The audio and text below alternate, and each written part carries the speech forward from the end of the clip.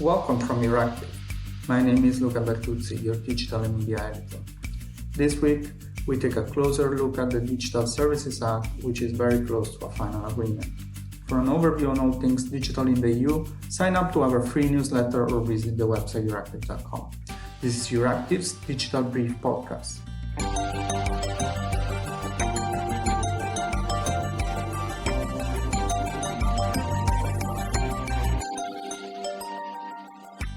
This episode is powered by Google. Euroconsumers and Google have partnered to form the Consumer Empowerment Project CEP to help improve the digital ecosystem for consumers. Our mission is to empower consumers through dialogue and help them understand their rights so that they can make better informed decisions. Join the launch event on the 28th of April on www.cep-project.org. Today I'm joined by Tanya O'Carroll, independent expert coordinating the People vs. Big Tech, a network of more than 100 organizations.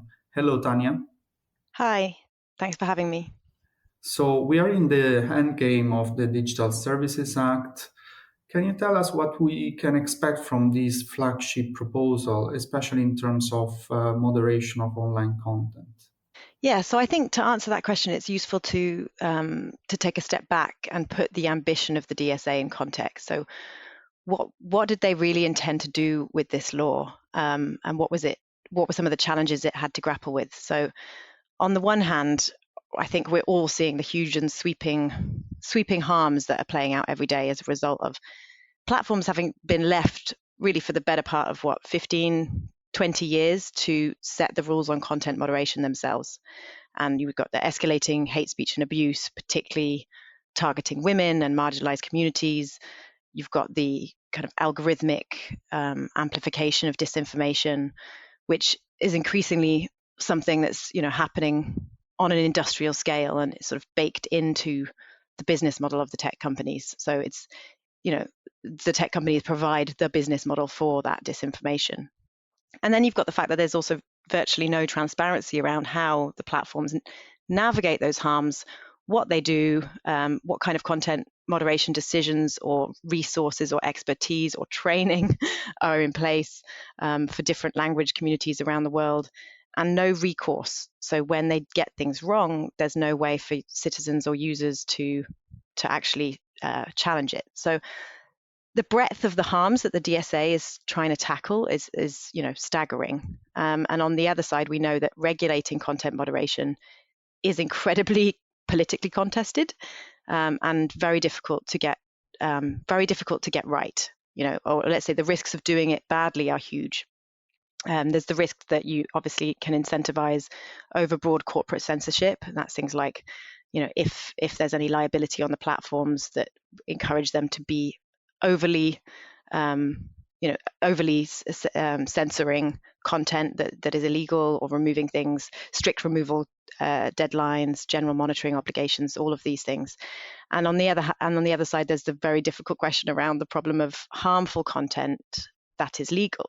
And here I'm talking about the kind of content that might be fine if it's a random guy on the street, shouting nonsense, but is something altogether different when it's given a stage, amplified to millions of people, promoted by algorithms that are targeting the message at people who will be susceptible to that message. And that's what we've got right now, right, where it becomes destabilizing to democracy. So designing a regulatory approach that deals with the harms of things like disinformation and online abuse while safeguarding fundamental rights was what the DSA set out to do. And I think what they've been able to achieve is really remarkable. When you pull back, we'll talk about some of the things that I don't think it's going to get right and where it falls short. But I think we have to acknowledge that this is really a very, very clever regulatory innovation, and it will change the game in terms of unaccountable platform power. I think it's shifted the focus away from the symptoms of the problem. That's the content itself and who's responsible for it, which is what I think leads us into that kind of very ineffective whack-a-mole approach to dealing with illegal content, but also harmful and legal content. And it shifts it away instead to the root causes of the harm, and that's the mechanics of how the content is spread online that's baked into the platform's business model. And so I think focusing on due diligence obligations has been a very smart approach. The risk assessment framework, the data access framework, we're really talking about a new era of accountability for the way that platforms govern content moderation. And I think, we can expect the DSA to really change the game. You just mentioned risk assessment, and indeed, all these societal issues you were mentioning, like disinformation, harmful content, they should be addressed by these risk assessments from platforms that have a societal impact. How do you expect these risk assessments to be carried out, and with what results? Yeah, it's a good question, and I think to some degree, because it's an innovation, it's hard to predict to some extent, right? So, first of all, what is risk assessment? It's essentially creating this novel obligation on the big platforms to anticipate the potential harms that stem from their platforms, and then take action to mitigate against those harms. Now, it's the way that it's designed is that it gives a lot of leeway, and the responsibility really stays with the platforms, and that's very important. So the platforms are the ones that get to decide what mitigation measures they are going to put in place. That could be changing the terms of service, that could be changing the way that they are ranking. The algorithms are sort of what the algorithms are prioritizing in terms of displaying content. There's a whole range of things that they can do within Article 27 and then the mitigation measures. And what regulators have are a toolbox that includes things like annual audits, which means that they can actually say, okay, how have you made the decisions, and are they actually working in practice? How effective are they? And so I think that hope is that it's going to create a pressure on platforms for the first time to have to prioritize things that are not just engagement. I mean, what we see right now, and I think Frances Haugen, the Facebook whistleblower, has been the best ambassador of this message. And I think, the documents that she revealed from inside Facebook show this really clearly, is that very often the platforms are aware of the serious consequences and harms that are stemming from their content, or from the design of their algorithms and the design of their platforms. Things like on the mental health of teenage girls, as we saw from Frances Haugen, or the platform being used by white supremacists to organize. Outside of the US, I think those harms are even, they're tenfold, because the platforms are also very, underinvesting hugely in the actual content moderation processes and systems that they have in place. In some countries, they have virtually no machine learning or human moderation at all. So it's essentially a Wild West.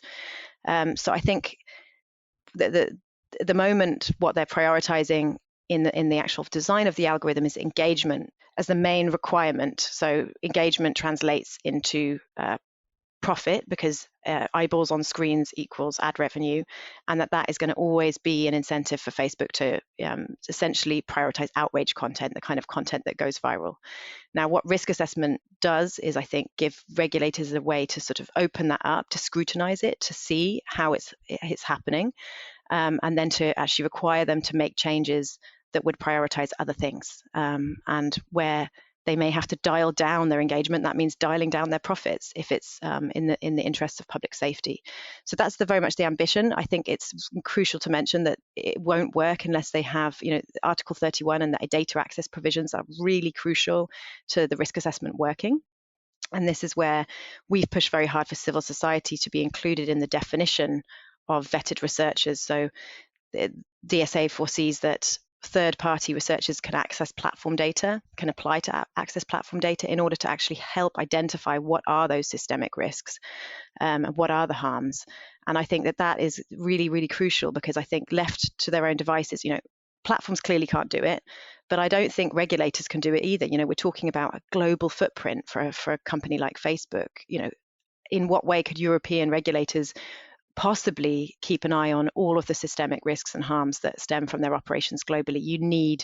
You really need the collaboration and input of third-party researchers, and I think civil society plays a particularly important role as a kind of canary in the coal mine on this over the last few years, leading many of the investigations which have actually revealed the harms in the first place. So I think risk assessment has the potential to change the game. How's it going to work in practice? Very difficult to say. Like any regulatory innovation, I think it's going to be a little bit of trial and error and trying to work out how does this get operationalized in practice. And then I think crucially is, the questions that remain on access to data.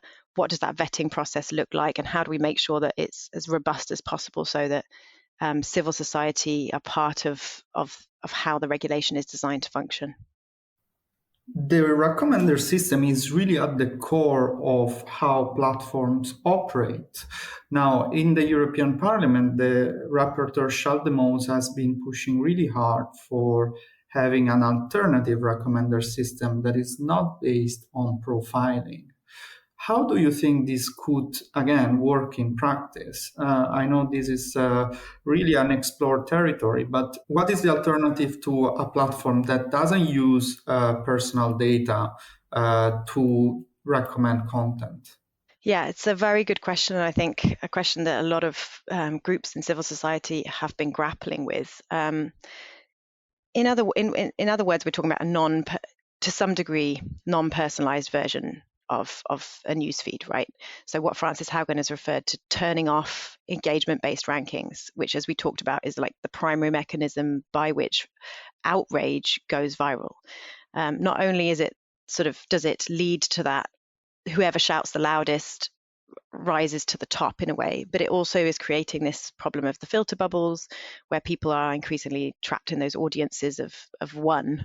And so I think it's a big driver of polarization as well as disinformation. I think, we see the erosion really of like almost shared reality and people having common points of reference. So how to tackle that is very, very difficult. And I think civil society, are disappointed where the law where the Digital Services Act has landed on this. I think the proposal just to have, essentially we're saying, Facebook, you need to provide a version that is not based on data profiling, a non-personalized version.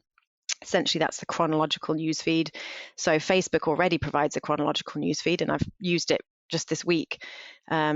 If you turn on your chronological newsfeed, the next time that you log in, it's back to the outrage newsfeed. So it doesn't seem to work very well. And one of the things that we were really pushing for in the law is to have that actually become the sort of default setting be the chronological setting. I think that would have been much more effective, because I think no one can expect that users worldwide are going to spend their time searching, probably because the platforms will hide the option to change it somewhere in their interfaces, searching to turn off the personalized version. I think that would be very naive to assume that they would do that. I also think that there are legitimate questions around, do people want a non-personalized version? Is the chronological version that good? And this is where I think the most interesting ideas on the table were actually for introducing interoperability for recommender systems.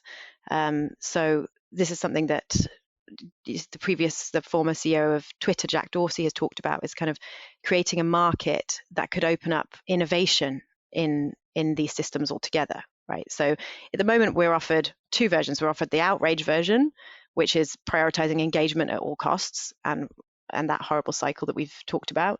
And on the other side, you've got the clunky chronological newsfeed, which people are not used to anymore and that people don't really like.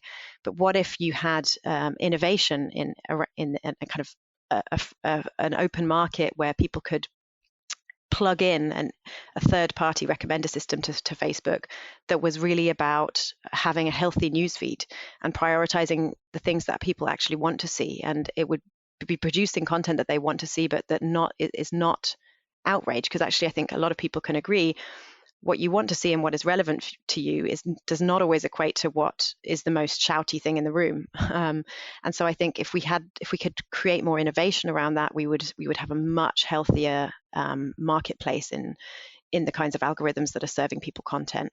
Now, the DSA hasn't done that, and it hasn't really even really taken a big step in that direction. But I think some of the debates and discussions that have been opened up, some of the ideas from groups like Panoptykon, an NGO in Poland, who've done some really interesting work on this. I think we're seeing the route forward for what's beyond the DSA. And I think cracking this question of what the future of recommender systems looks like is absolutely crucial.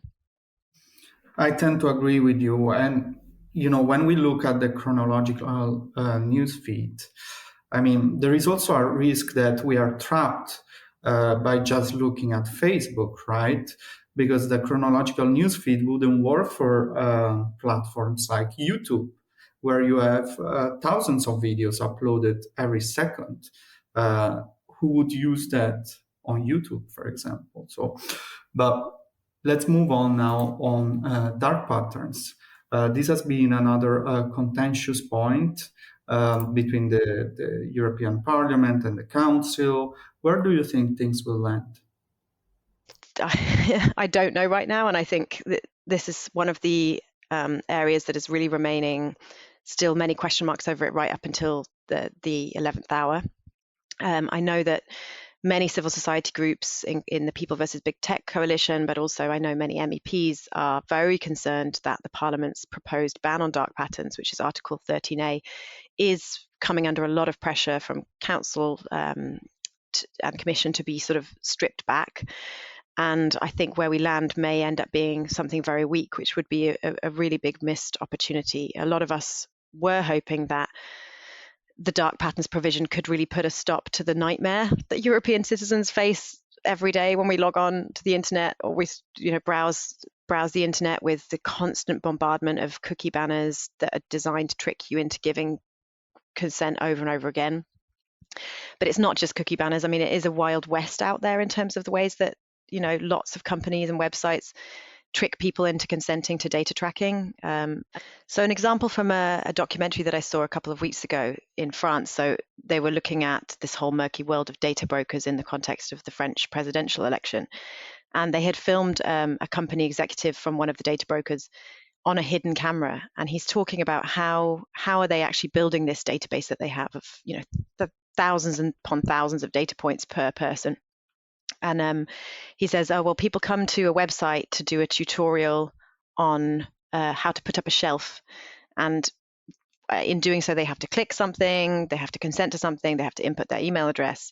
And, it really, I think, shows the level of trickery that is going, very deliberate manipulation that is going into, getting people to sign away their data. And the guy or woman who shows up to do a shelf tutorial has absolutely no idea that data is then sold on. And we saw, 2 weeks ago, the far right French presidential candidate buying that kind of data on a list of people who were expected to be Jewish people. I think it was people who had ad interest categories of interested in anti-Semitism and a few other things that would have been proxies potentially for being Jewish, and then targeting those people with SMS messages with anti-Muslim content. So this is a real, there are real world consequences to this trickery, and we were hoping that the DSA was going to really put an end to this practice, not just through prohibiting dark patterns, but there was a provision in there that was really, really strong that said you had the right to send an automated signal out from your browser that says do not track.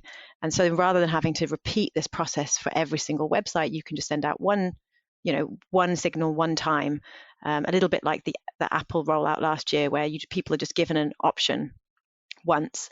And when people are given the option, as we saw with Apple, more than 90% of people choose to not be tracked. So I think that this could have really been a game changer. But it looks like, the DSA is not going to go as far as ending this practice. And I think it will be even more important that other regulations, such as the e-privacy regulation, that they're picked up and some new life is breathed into them, because I think European citizens really, these protections are long overdue. This brings us to the last point, the one on targeted advertising. Now, the compromise on the table is to forbid advertising targeting minors and advertising using sensitive data, such as political views and religious beliefs. Do you think that these provisions will be real game changers in the way the online advertising industry is operating today? Yeah, so a really important question. And I think to answer it, I have to start with the fact that, with many of the organizations in People versus Big Tech, we really wanted to see the regulation go much further. We were very supportive of the 20 or so MEPs in the European Parliament who were calling for a full ban on the use of personal data for online advertising, the Tracking Free Ads Coalition. Now, to be clear, because there's actually a lot of, I think, misinterpretation and also willful misinformation about this, because of course industry lobbyists have a very specific spin on it. We're not, this is not to say that companies like Facebook can no longer make their money from advertising. Absolutely not. And it's not to say that ads cannot be targeted, but there are ways to target people that are higher level, less invasive, based on the content of what people are looking at, rather than who they actually are, and everything that they've ever done in the past, every financial transaction, every website they visited, as well as their declared interests. Something that just hasn't really been done is asking people, what are you interested in receiving ads about? So the truth is that I think micro-targeting based on inferences made about people based on their data, that practice is it is on the way out. I can't see how it can in the long term continue to be justified in Europe. Amnesty International in 2019 found that it is fundamentally incompatible with human rights. We've just seen it be weaponized over and over and over again, in ways, the example I just gave from France's election, sensitive data, sensitive inferences made about people. It's the fact that, it's an interesting case in point that following the Russian invasion of Ukraine, all of the major platforms, Google, Facebook, Twitter, turned off their ad market. You could no longer purchase ads if you were in Russia or Ukraine. And that was not just if you were members of the Russian government, if you were official state channels. We're talking about any ad purchasing whatsoever. And that's because they knew that the system is so inherently vulnerable to exploitation that it was going to be weaponized. And so I think, we didn't achieve a full ban in the DSA, but I do think it is still encouraging that there are these two prohibitions on some of the most harmful practices. So against some of the most vulnerable people, which are children, which just seems madness that we would permit people to track children, profile children, and then use it to sell ads to them. And then also sensitive data. Unfortunately, I don't think that the sensitive data ban is going to go far enough. The crucial measure we wanted to see was that it would prohibit the practice of targeting people based on their sensitive characteristics. Now, that's the example that I just gave from France. It didn't have a list of who was actually Jewish, because that's very difficult information, to get. You don't necessarily have access to people's actual health records, but you can nonetheless make extremely, sensitive inferences about their health conditions and about their religion without actually processing the sensitive data. And that's the main way that the online advertising industry works. It's based on inferences rather than actual data. And so the way that they've worded the ban, unfortunately, I think will only prohibit the use of processing of the actual sensitive data as defined under GDPR, and not the sensitive characteristics. So I think, do I have hope that it's going to really be adequate? Is it really going to be meaningful? I don't think it will be, but I do nonetheless think it's a really important step in the right direction. I think it's we've seen how strong European citizens' feelings are on this matter. We've seen, thousands of people mobilize around this. We've seen in opinion polls that show very decisively, not just from European citizens, but interestingly from business leaders in France and Germany who were polled, who also think that the Wild West and the way that this is bad for their businesses, and that the big tech companies there should be greater regulation on online advertising. The European Commission is making noises about whether there would be actually future regulation dedicated to online advertising more comprehensively, and I think that would be very welcome, given that the DSA doesn't go far enough. But this continues to be one of, we saw this was a big fight during the e-privacy regulation debates, and this continues to be, and I think no one's naive in expecting this will be a struggle, but that I do think the signs are pointing in the right direction, that long term we have to bring an end to this very, very harmful practice. Tanya O'Carroll is an independent expert coordinating the People versus Big Tech Coalition. Thank you, Tanya. Thanks so much, Luca. That's all we got time for this week. Don't forget to sign up to our free Digital Brief newsletter for a comprehensive overview on all things digital in the EU and beyond. Also, don't forget to subscribe to this podcast, published on Apple Podcasts, Spotify, Stitcher, and Amazon Music. I'm your Luca Bertuzzi, and thank you for listening.